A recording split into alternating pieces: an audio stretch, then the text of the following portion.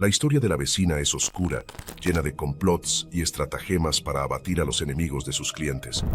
Ofrecía toda una gama de servicios, incluidos el envenenamiento, la supuesta brujería, la adivinación y muchos más. Ella disponía incluso de una vasta red, pero a pesar de ello, sus relaciones con miembros de la corte real francesa la llevarían a su perdición. Catherine de Chailly, más conocida como la vecina, nació hacia 1640 en París. Debido a la falta de archivos, la información sobre sus comienzos es prácticamente inexistente, pero es probable que haya crecido en la pobreza, con una educación limitada. En su juventud, se piensa que la pequeña Catherine ganaba algunas monedas en la calle prediciendo el futuro a las personas interesadas. Afirmaba haber aprendido el arte de la adivinación a los 9 años, pero no se sabe por quién. En todo caso, la mayoría de sus predicciones resultaron ser exactas. Este talento, que ella consideraba un don de Dios, le permitió hacerse un nombre en París, pero más tarde la condujo por un camino oscuro. A los 20 años aproximadamente, Catherine se casa con Antoine, mi vecino. Su marido es un hombre de negocios que intentó su suerte como comerciante de seda y abrió una joyería en París, pero no tuvo mucho éxito.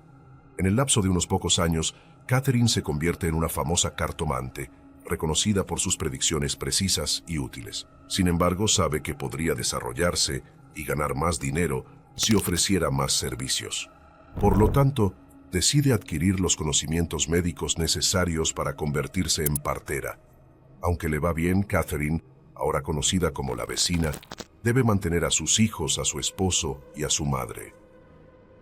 Necesitando más dinero, comenzó a ofrecer abortos a todas las mujeres que lo deseaban, como parte de sus servicios de partera. En esa época, los abortos eran ilegales, y las personas que los practicaban corrían el riesgo de ser condenadas y castigadas. Es por esta razón que ganaba más dinero librando a las mujeres de bebés no deseados que atendiendo partos. Se cree que cuando la vecina debía encargarse de fetos abortados al final del embarazo, los quemaba en el horno de su casa y luego enterraba los restos en su jardín. A medida que se corría la voz sobre sus servicios, mujeres de mayor estatus social comenzaron a pedirle ayuda. La vecina entonces comenzó a cobrar precios más altos, lo que le permitió ganar más dinero. Terminó teniendo tantas clientas que estableció una red de proveedores de abortos, y su papel de comadrona no fue más que una fachada para su práctica ilícita. Aunque sus servicios constituían un pecado capital según las enseñanzas de la Iglesia Católica, la vecina era conocida por asistir regularmente a misa. Mientras tanto, continuaba diciendo la buenaventura, lo que seguía siendo su prioridad. No obstante, en 1665, sus capacidades son puestas en duda por un sacerdote notable. Ella es interrogada frente a profesores de la Universidad de la Sorbona que le hacen una serie de preguntas para determinar si su adivinación es legítima. La vecina se muestra persuasiva y afirma que su videncia es un don de Dios, lo que le vale ser liberada y continuar ofreciendo sus servicios. En el transcurso de unos pocos años, la vecina gana sumas importantes gracias a sus servicios. Para atraer a sus clientes cada vez más ricos, compra ropa más refinada, en particular un vestido especial de terciopelo rojo carmesí, bordado con águilas de oro. Aunque su vestuario le cuesta la bonita suma de 1.500 libras, crea una atmósfera mística que incita a más y más personas a creer en sus profecías. A finales de la década de 1660, la clientela de la vecina se compone de numerosos aristócratas franceses. La vecina es ahora una mujer rica, pero trabaja duro porque pasa prácticamente todo el día recibiendo clientes en su domicilio de Villeneuve-sur-Gravois. A pesar de sus orígenes modestos, la vecina se mezcla voluntariamente con la alta sociedad parisina. Es conocida por organizar fiestas en su casa donde toca el violín para los invitados e incluso tiene numerosos amantes adinerados, entre los cuales un conde, un arquitecto, un mago y un vizconde, entre otros. Un día, uno de sus amantes, Adam Lesage, se puso celoso de su esposo Antoine, mi vecino. Espera deshacerse de él, convenciendo a la vecina de envenenarlo. Al principio la vecina estaba de acuerdo con este plan, pero luego cambió de opinión.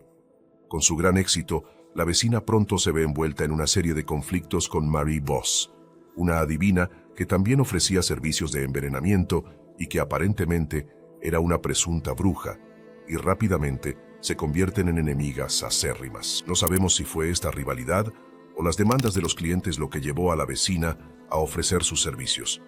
En cualquier caso, sus predicciones la llevaron a practicar las artes oscuras, a crear objetos mágicos como amuletos y polvos de amor, y finalmente a proporcionar venenos.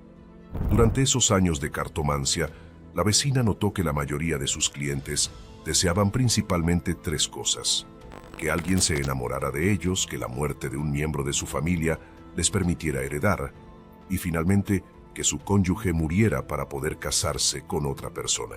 Anteriormente, la vecina no podía hacer nada para cambiar el destino, pero ha adquirido nuevas habilidades que le permiten cumplir los deseos de sus clientes. Para evitar las críticas en caso de que sus deseos no se cumplan, la vecina declaró que solo se realizarían ciertos deseos conformes a la voluntad de Dios. Además, ella comenzó a animar a sus clientes a tomar ciertas medidas para aumentar las posibilidades de que sus deseos se cumplan.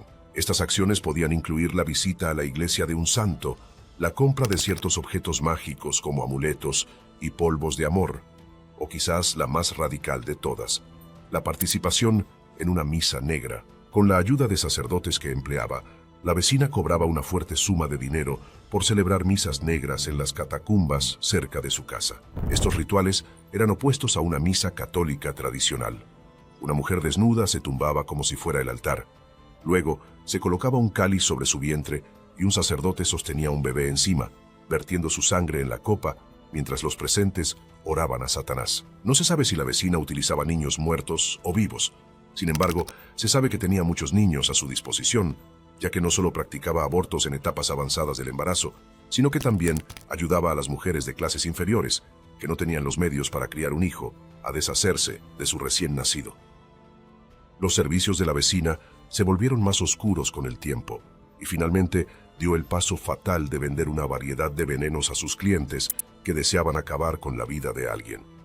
Comme elle était une figure connue de la pègre, elle n'a pas tardé à disposer d'un réseau de fournisseurs de poison qui trabajaba por él. Sin embargo, esa decisión resultó ser una decisión que la atrapó. En 1667, la vecina es contratada por un miembro de la corte del rey Luis XIV, Madame de Montespan, para que el rey se enamore de ella. Montespan usó afrodisíacos en el rey, lo sedujo con su encanto y finalmente participó en misas negras para ganar su corazón. Para su mayor felicidad, esto funciona, y en julio del mismo año se convierte en la amante oficial del rey Luis XIV. Sin embargo, 2 años más tarde, el rey comienza una relación esporádica con Madame de Soubise.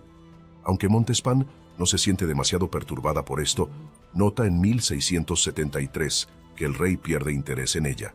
Incapaz de aceptarlo, acudió a la vecina y participó nuevamente en rituales satánicos para conservar su amor. Sin embargo, con el tiempo, el rey toma a otras amantes y se hace evidente que el rey Luis ya no se interesa por la Montespan, lo que se confirma con su relación con Angélique de Fontanges en el año 1679.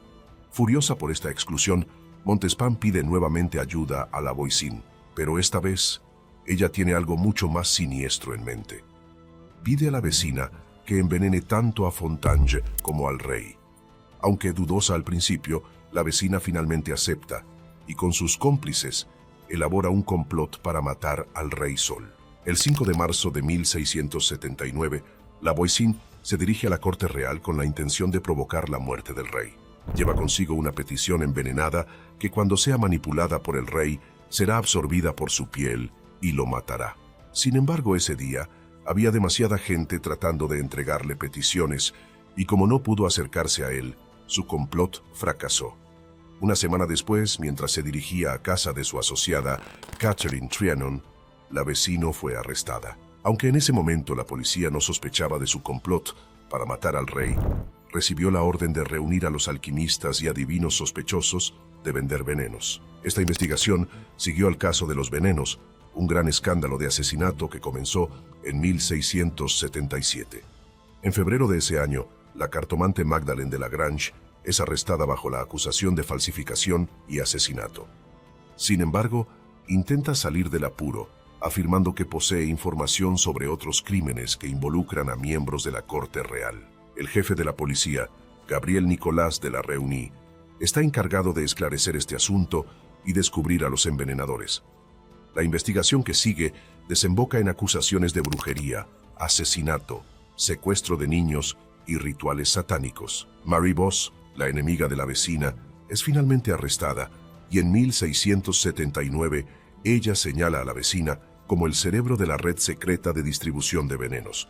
Después de su arresto, la vecina es encarcelada e interrogada. Su red de asociados también es arrestada. A diferencia de otras personas interrogadas por las autoridades, se piensa que no fue sometida a tortura en ese momento. Pero como la policía conocía sus hábitos alcohólicos, le proporcionó un flujo constante de alcohol, lo que significa que estaba ebria durante los interrogatorios. Dans un premier temps, la voisin a nié toutes les allégations, déclarant aux autorités que tout client souhaitant acheter du poison était adressé à Marie Bosse. Sin embargo, en octubre, admitió haber vendido veneno y servicios mágicos a varios nobles, algunos de los cuales eran miembros de la corte real. Después, la vecina se cuida de no revelar nada más. Cuando se le pide que diga más, responde: París está lleno de este tipo de cosas, y hay un número infinito de personas que se dedican a este mal comercio. Aunque la vecina admitió cierta implicación, sus actos no merecían la pena de muerte. Sus acusadores se centraron entonces en los servicios de aborto que habría proporcionado. Las autoridades afirmaron que la vecina había inyectado jeringas en el cuerpo de mujeres embarazadas que habían abortado, que había quemado los cuerpos y los había enterrado en su jardín. Ella negó todo eso. A pesar de su confianza, la vecina tenía mucho miedo de ser interrogada sobre sus visitas a la corte real. Afortunadamente para ella, la policía no tiene idea del complot que planeó para matar al rey. También desconocen las misas negras que organiza y sus vínculos con el Montespan. A pesar de la falta de pruebas reunidas en su contra, el 17 de febrero de 1680, la vecina es juzgada y declarada culpable de brujería. Por lo tanto, es condenada a la hoguera. Avant son exécution, on pense que la voisin a été interrogée et torturée en se faisant écraser les jambes. Curiosamente, poco antes de su ejecución, una dama describió que la vecina podía moverse tan libremente y parecía en tan buen estado que no parecía posible que hubiera sido sometida a tortura.